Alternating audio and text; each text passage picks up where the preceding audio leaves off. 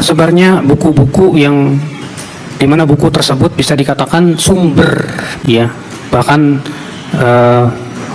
buku induk lah dari hadis-hadis palsu. Contoh misalnya kitab yang ditulis oleh Imam Ghazali yang berjudul Ihya Ulumuddin, di mana kitab Ihya Ulumuddin ini salah satu kitab rujukan di negeri kita ini, dan kitab ini sudah ditakhrij oleh para ulama seperti Al-Imam Al-Hafidh Zainuddin Al-Iraqi, di mana beliau mentakhrij kitab Ihya Ulumuddin dalam kitab beliau yang berjudul Hamlul Asfar, dan beliau mengatakan di dalam kitab Ihya Ulumuddin ini ada lebih dari 1000 hadis yang tidak ada asalnya, belum lagi 1000 hadis palsu dan yang lainnya. Al-Imam Al-Ghazali sendiri sebetulnya mengakui kalau pengetahuan beliau terhadap hadis itu lemah. Beliau berkata, "Idha'ati fil hadis muzjah." Pengetahuan saya tentang hadis, kata beliau, sangat sedikit sekali.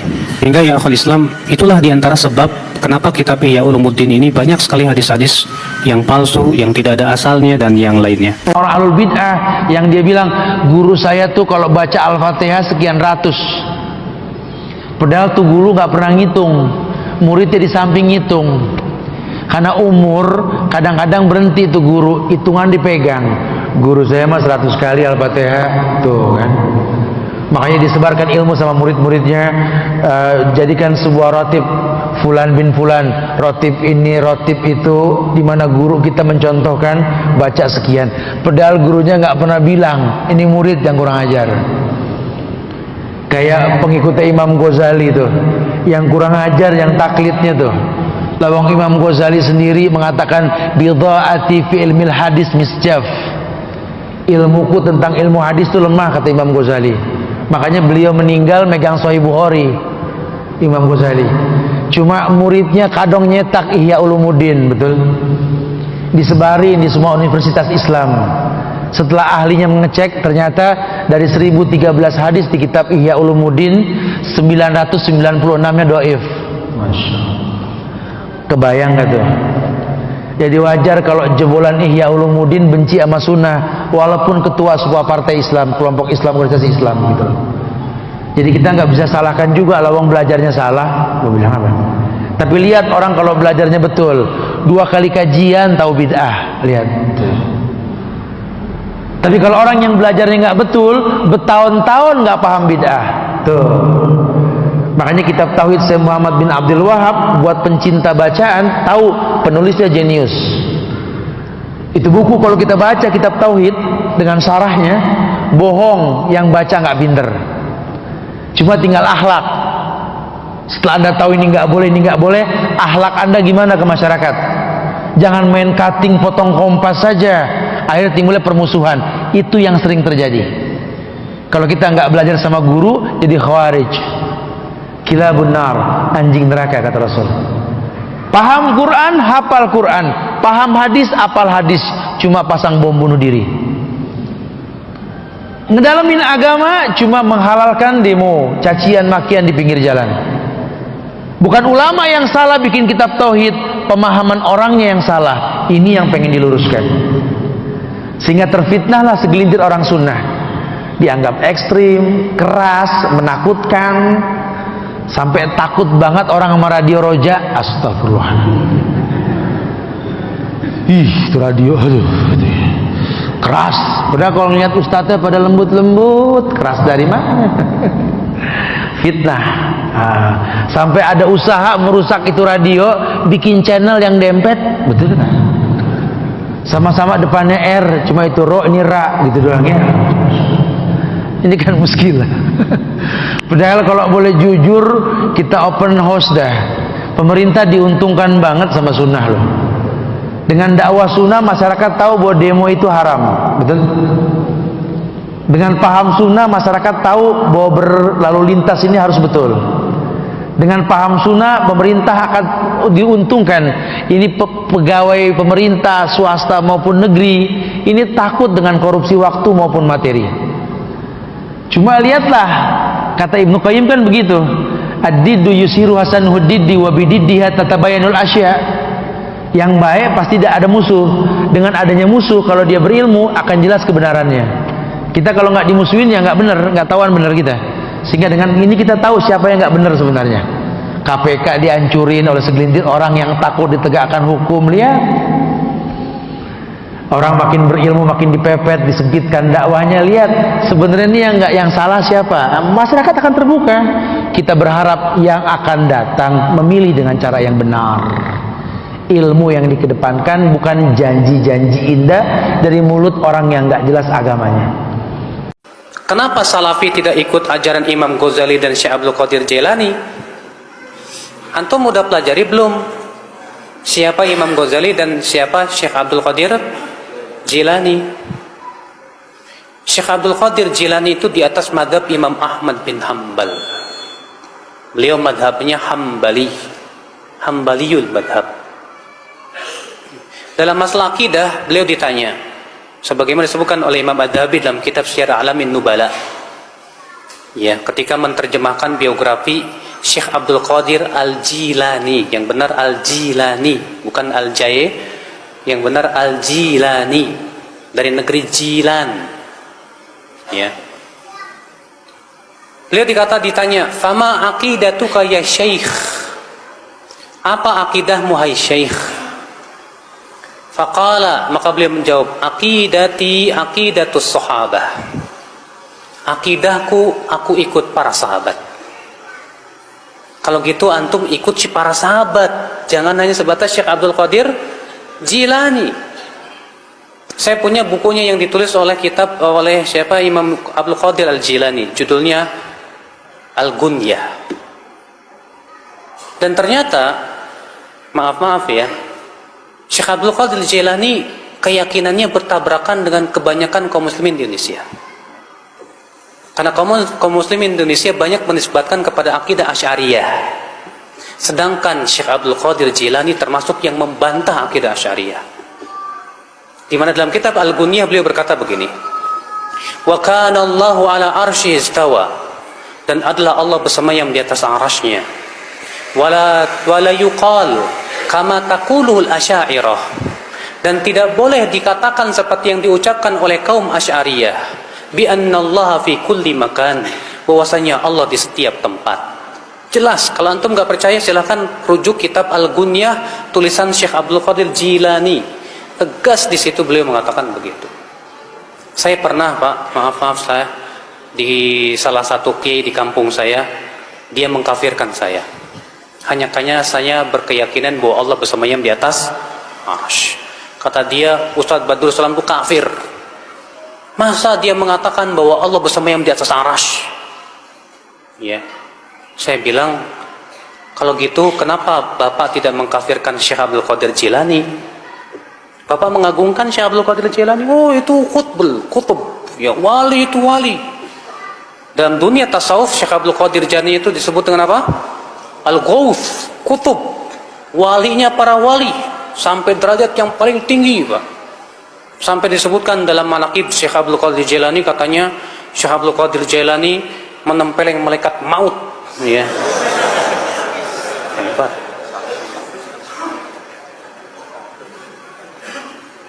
Kita katakan, "Taib, Anda menghormati Syekh Abdul Qadir Jilani?" Syekh Abdul Qadir Jilani mengatakan Allah bersemayam di atas arsy. Kenapa Anda tidak kafirkan sekalian? Inilah, ya akhi, memang kita harus membuka pemahaman kepada masyarakat siapa hakikatnya Syekh Abdul Qadir Jilani. Dan Syekh Abdul Qadir Jilani itu hidup setelah imam yang 4. Makanya disebut bahwa beliau di atas fikihnya dalam masalah madhab, beliau madhab Imam Ahmad bukan Syafi'i beliau, tapi Hambaliyul madhab. Ya.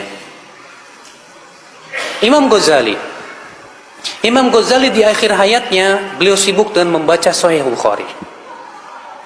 Dan ketika beliau wafat, beliau mengatakan, "Aku wafat di atas ini." Beliau meninggal dalam keadaan mempelajari Sahih Bukhari. Karena beliau sebelumnya hidupnya habis dengan mempelajari ilmu filsafat. Habis hidupnya untuk membantah ilmu filsafat sampai beliau sendiri bingung. Akhirnya beliau kembali kepada Sahih Bukhari. Beliau pelajari. Namun sayang, sebelum beliau selesai mempelajari Sahih Bukhari, beliau meninggal dunia.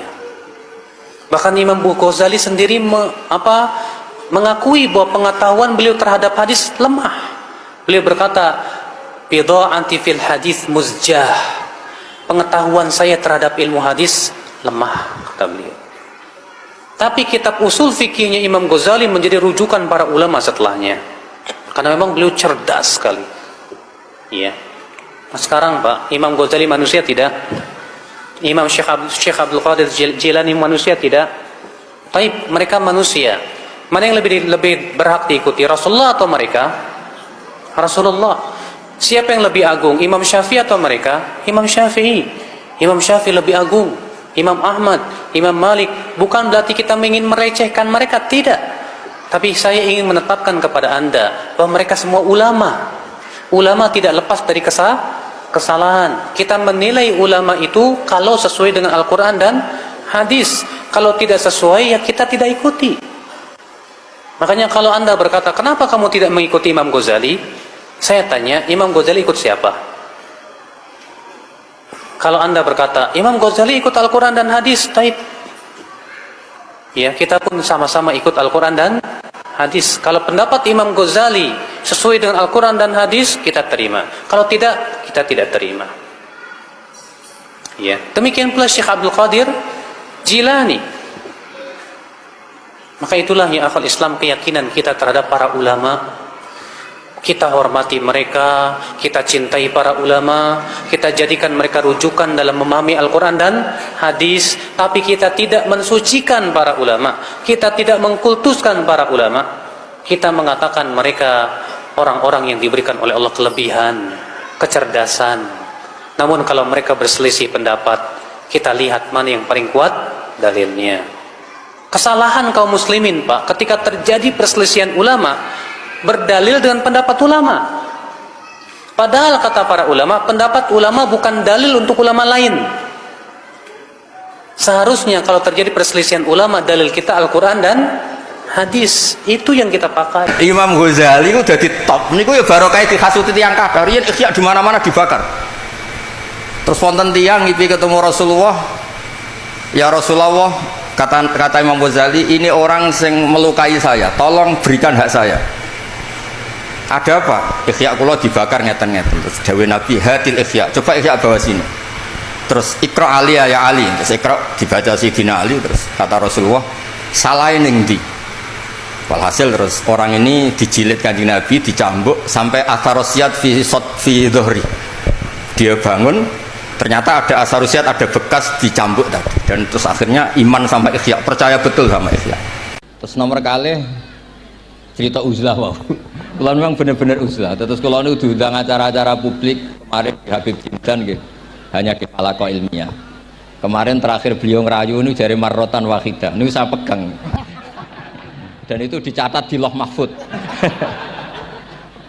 Dan ciri utama kiai itu tidak membatalkan perjanjian. Jenengan jauh marrotan wahidah pas nih. Ben gelem. Terus ngeten kula cerita sithik tentang ilmu yang sering kula utarakan. Di antara kitab yang dipakai guru-guru kita, sing dilanggengi Mbah Mun Maus, kitab Ihya. Kula dari sekian cerita Ihya yang paling kula kenang niku bahwa ternyata Allah itu andaikan boleh dibahasakan, niku cara berpikir tuh dalam bahasa tafsir disebut tanazul. Tanazul niku wong ben kaya orang kebanyakan. Saya ulang lagi, supaya orang tuh kayak orang apa? Kebanyakan. Ada dua ahli neraka yang dipanggil, yang satu ditakoi, "Cung ning neraka piye rasane?" "Syarru makan, mboten enak Gusti." Terus pangeran diken balik, "Ya wis kono cung mlayu balik nang neraka." Niku tiange lari kencang, sekencang-kencangnya. Semangatnya seneng ape kon balik ning neraka. Ditakoki mbek pangeran, "Lho cung kon mara neraka kok seneng?" "Kula nu pun kapok Gusti, kula nu nyesal ketika di dunia nak jenengan utus niku lelat-lelet. Niki kula tobat dengan bukti dikan jenengan teng neraka kula mlayu." Lho nu pangeran akhirnya haru, wong kok semangate mlebu neraka kaya ngono. Mergo diperintah pangeran. Ya dados niki ijazah jenengan akan mlebu neraka jenengan sing semangat nggih. Karena zaman ning donya sering diperintah Allah mboten napa? Semangat. Nah niku kemungkinannya dibarno, kemungkinannya dipanggil. Lah yang itu terus dipanggil oleh Allah. Ya wis kaya wong apik, tak kongkon nurut tenan, semangat tenan, terus diken mlebu swarga. Nah niku ijazah pertama nggih. Dinaken mlebu neraka sing napa? Semangat. Sing kedua niku dipanggil ku plengakan lelat-lelet. Kados kula diutus Gus Mus niki nelpon kula mboten purun, akhirnya ning Bika jare matur Gus Subak. Turuti ya, aku diamuk Bika jare Bapak. Dados niki melibatkan sekian pihak untuk memaksa saya datang ke mriki. Aduh, repot wong sawang kempek niku. Repot nyen repot. Mugi-mugi di sepuro ngoten. Saya akan cerita tentang argumentasi ilmiah bahwa ahli sunnah wal jamaah itu luar biasa. Saya di Jogja berteman banyak para profesor, para doktor, termasuk akademisi sosial yang mungkin pernah di mana-mana. Pertanyaan saya begini, Pak Bahak, kenapa Anda baca kitabnya referensinya luas kok tetap NU katanya? Terus saya bilang, problemnya apa sebagai NU? Biasanya terus mereka mengutip sekian makalah. Kebetulan makalah itu provokatif dan siapapun yang baca makalah itu pasti menjadi NU, tak jamin ya. Kalau di Jogja misalnya di satu penerbitan, saya termasuk di dalamnya, itu pernah diperbandingkan kitabnya Said Muhammad Mafahim Yajibu Antusohah dengan kitabnya Bin Bas, judulnya Hadihi Mafahimuna. Biasanya kitab-kitab terjemahan Wahabi itu memang cukup provokatif dan dengan narasi yang memang siapapun yang nggak pernah mondok pasti tertarik. Misalnya begini, cerita bid'ah misalnya, Iyakum wa muhdatsatil umur fa inna kulla bid'atin dhalalah wa kulla dhalalatin finnar, misalnya gitu. Wa kulla muhdatsatin bid'ah wa kulla bid'atin dhalalah wa kulla dhalalatin finnar. Ada yang baca wa kullu bid'atin dhalalah wa kullu dhalalatin finnar. Terus beliau meneruskannya begini, kata Bin Bas, hadza huwa Rasulullah hakama bi annal bid'ah kullaha dhalalah. Terus diteruskan wajar asy-Syafi'i faqasama ila hasanatin wa dhalalatin wa sayiatin. Jadi dengan narasi seperti itu tuh orang itu tahu bahwa Syafi'i itu kurang ajar tenan gitu, kira-kira gitu. Jadi dia, ini Rasulullah yang mengatakan semua bid'ah ini dhalalah, tapi Syafi'i lancang dengan membagi ada dhalalah, ada sayi'ah, ada hasanah, ada sayi'ah. Ini aneh katanya. Wong Rasulullah yang Nabi saja bilang satu, semuanya dhalalah, kok dia bilang dua kan? Diredaksikan Jaro'ah, kira-kira makna sedannya yang lama atau berani. Sehingga orang mesti tanya, kenapa sih tidak ikut Rasulullah saja? Tapi ini satu ilmu, setidaknya ilmu perdebatan, bukan ilmu hakiki, karena kita tidak tahu yang diridhani Allah yang mana. Tapi kemudian Said Muhammad dalam kitab Abwabul Faros, juga dalam kitab-kitab beliau menyanggah itu dengan mengatakan, jika makna bid'ah adalah yang nggak pernah dilakukan Rasulullah, itu salah besar. Terus beliau cerita sekian hal, termasuk yang diceritakan adalah ada seorang sahabat ketika sholat dengan Rasulullah tidak pakai doa mainstream, yaitu ketika itidal sahabat tadi bilang alhamdulillah hamdan katsiran thayyiban mubarakan fi. Setelah itu setelah Nabi habis sholat tanya ayyukumul qail, siapa tadi yang melafatkan itu? Semua sahabat diam karena takut disalahkan. Tapi apa yang dikatakan Nabi? Tidak, saya tidak akan menyalahkan. Saya tadi melihat isna asyara malakan, saya tadi melihat 12 malaikat yabtadirunaha ayyuhum yaktubu awwalu, katanya. Semuanya itu bergegas siapa yang nulis awal. Terus kata sahabat tadi ha anadha ya Rasulullah. Padahal ini satu kalimat yang bahkan Rasulullah tidak mengajarkan, dan Rasulullah bahkan iskal kenapa ada kalimat itu, tapi toh dibenarkan oleh Allah dan Rasul. Cerita Said Muhammad kedua adalah ada sahabat setiap ngimami itu main kulhu. Wah, ngimami apa saja main kulhu. Singkat cerita makmumnya itu gerutu, ini orang kok main kulhu terus ini. Setelah dilaporkan ke Rasulullah, ditanya sama Rasulullah, kenapa kamu main kulhu? Ini dilaporkan ke saya. Kata si musolli tadi, imam tadi, li annaha sifatur rahman, karena dalam surat itu semua sifatnya Allah, maka fa'ana uhibbuha, saya senang itu. Apa kata Rasulullah? Saya disuruh bilang Allah ke kamu bahwa Allah mencintai kamu karena kamu mencintai kulhu. Terus keterusan sampai sekarang itu orang-orang NU baca kulhu terus itu. Karena sekali baca idza samsu kuwirat mesti keponting gitu.